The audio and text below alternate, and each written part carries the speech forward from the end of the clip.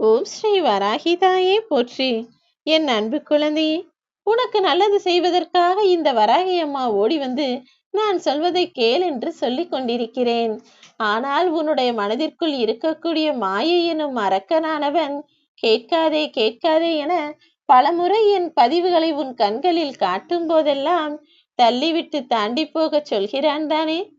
எல்லாம் நான் அறிவேன் என் செல்லமே. உனக்கான நல்லது செய்வதற்காக உன் வராகி அம்மா ஓடி ஓடி வந்து உன்னை தேடி தேடி உனக்கான நல்லதுகளை சொல்கிறேன், செய்கிறேன். ஆனால் ஒவ்வொரு முறையும் உன் மனதிற்குள் நல்ல எண்ணங்களும் கெட்ட எண்ணங்களும் மாறி மாறி வந்து அலைப்பாய்ந்து உன்னை அலைக்கழிப்பதால் பல சமயங்களில் சோர்ந்து போயும் சோர்வையும் சோம்பேறித்தனத்தாலும் நான் உனக்கு கொடுக்க போகும் நல்லதையும் தவற விட்டு விடுகிறாய். நல்ல விஷயம் சொல்வதையும் கேட்காமல் தவறிவிட்டு தாண்டி போகிறாய். இப்போது முடிவு செய். உன் மனதிற்குள் இருக்கக்கூடிய அந்த மாயவன் எனும் அரக்கன் உனக்கு சொல்ல போகிற கெட்ட விஷயங்களை கேட்டு நடக்கப் போகிறாயா, அல்லது உனக்கு நல்லதே செய்ய வேண்டும், நல்வாழ்க்கையை அமைத்து தர வேண்டும் என உனக்காக ஓடி ஓடி தேடி வரும் இந்த தாயை மதித்து நான் சொல்வதை கேட்டு அதன்படி நடக்கப் போகிறாயா என்பதை முடிவு செய்துவிட்டு இதை முழுவதுமாக கேள் என் செல்லவே. நான் சொல்வதைத்தான் நீ கேட்பாய் என இந்த அம்மாவிற்கு நன்கு தெரியும். ஏனெனில் நான் பெற்ற பிள்ளையாகிய உன்னுடைய மனமும் குணமும் எனக்கு தெரியாதா என்ன? பல விஷயங்களை உன்னால் மாற்றிக்கொள்ள முடியாமல் அதற்கு அடிமையாகவே நீ மாறிவிட்டாய் என்பதை நான் பார்த்து கொண்டுதானே இருக்கிறேன். கவலை கொள்ளாதே. எது உனக்கு தேவையில்லையோ, எது உன் வாழ்க்கைக்கு எதிரியாக இருக்கிறதோ, எது உன் வாழ்க்கைக்கு நன்மை பயக்காத விஷயமாக உன்னை ஆட்கொண்டு பாடாய்படுத்துகிறதோ, எது உனக்குள்ளேயே கெட்ட பழக்கமாக இருந்து உன்னை முன்னேற விடாமல் தடுக்கிறதோ, அது எல்லாவற்றிற்கும் காரணமாக அந்த மாயம் எனும் அரக்கன்தான் இருக்கிறான். அவனை உன் மனதிலிருந்து நான் தூக்கி போடுகிறேன் என் செல்லமே. நீ கவலை கொள்ளாதே. கூடிய விரைவில் நீ உச்சத்தில் உயரத்தை தொடதான் போகிறாய். அப்பொழுது மற்றவர்களை பழிவாங்கக்கூடிய வாய்ப்புகளும் கூட உனக்கு உருவாகலாம். ஆனால் அப்படி பழிவாங்கும் இடத்தில் இருந்தாலும் யாரையும் எதுவும் சொல்லாமல் செய்யாமல் அவர்களை மன்னிக்க கூடிய மாபெரும் குணம் உனக்குள் இருக்கிறது என்பதை மறவாதே. பிறக்கும் போது யாரும் இங்கு மகிழ்ச்சியாக பிறப்பதில்லை. எல்லாருமே ஐயோ தாயின் கருவறையை விட்டு வெளியே வருகிறோமே என அழுது கொண்டுதானே குழந்தைகளாக பிறக்கிறார்கள்.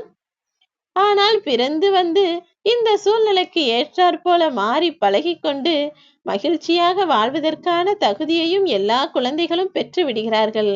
அப்படி இருந்தும் கூட இப்போது நீ ஏன் மகிழ்ச்சியை அனுபவிக்காமல் இப்படி கவலைப்பட்டு வாழ்கிறாய்?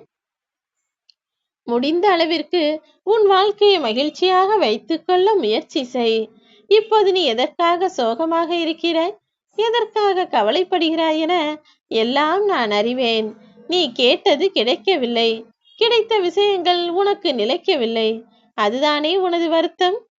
கேட்பவையெல்லாம் கிடைத்து விட்டால் வாழ்க்கையில் ரசனை இருக்காது என் செல்லமே.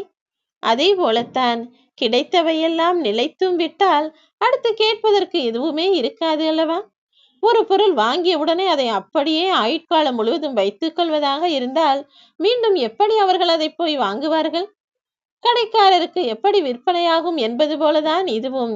நீ கேட்கக்கூடிய விஷயங்களை எல்லாம் நான் உனக்கு முழுவதுமாய் கொடுத்து அதை அப்படியே ஆயுள் முழுவதும் நீ வைத்துக் கொள்ள தயாராகிவிட்டால், அதுவும் நிலையானதாக உன்னிடம் தங்கிவிட்டால், அடுத்து நீ என்னை நினைக்கவும் மாட்டாய், என்னை வணங்கவும் மாட்டாய், என்னை பற்றி யோசிப்பதை கூட மறந்தும் விடுவாய் என்பதை நான் நன்கு அறிந்துதான் வைத்திருக்கிறேன். அதனால்தான் ஒரே மாதிரி உன் வாழ்க்கை இருந்தால் அது சலித்தும் புளித்தும் வெறுத்தும் போய்விடும் என்பதற்காக ஒரு சில விஷயங்களை உன் வாழ்வில் தருகிறேன், ஒரு சில விஷயங்களை தராமல் தாமதமாக்குகிறேன்.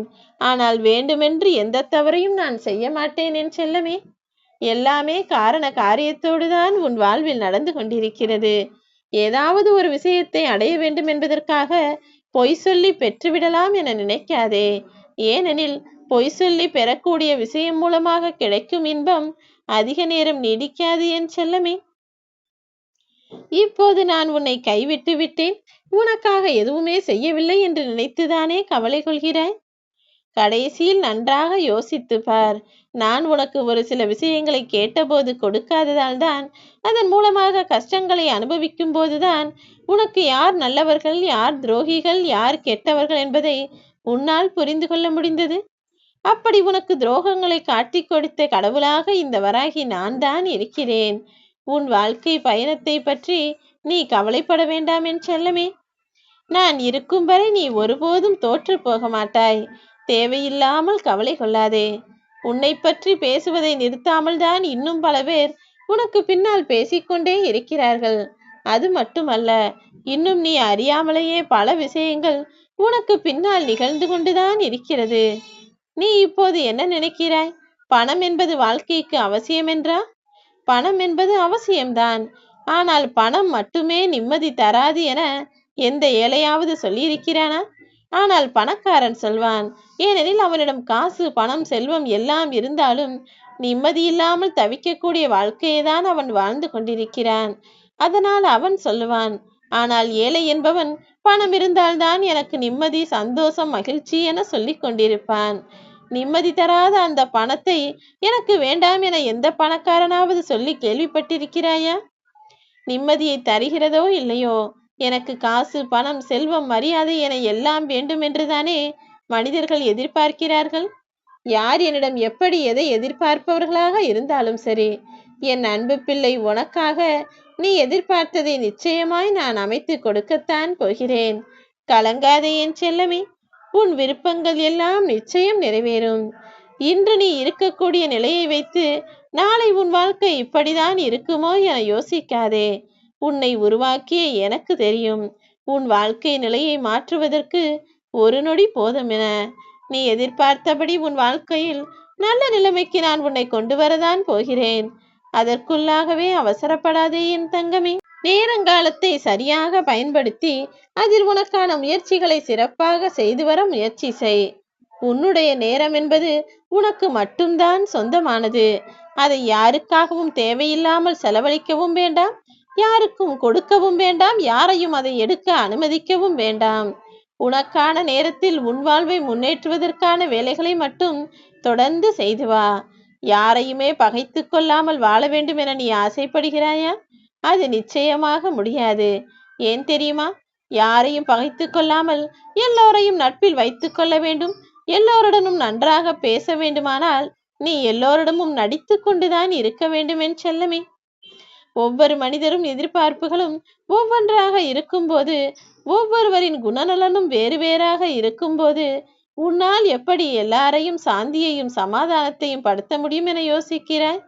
அதனால்தான் ஒவ்வொருவரையும் நீ சமாதானப்படுத்தவோ, ஒவ்வொருவருக்கும் பிடித்த மாதிரி நடக்கவோ யோசிக்க வேண்டாம். அவரவர்கள் வாழ்க்கையை அவரவர்கள் பார்த்து கொள்வார்கள். உனக்கு பிடித்த மாதிரி உன் வாழ்க்கையை அமைத்துக்கொள் என சொல்கிறேன். நான் சொல்லுகிற எல்லா விஷயமும் உனக்கு நன்மையாக மட்டும்தான் இருக்கும். நீ உறவுகள், அக்கம் பக்கத்தார், நட்புகளுடன் இருக்க வேண்டும் என ஆசைப்படுகிறாய்.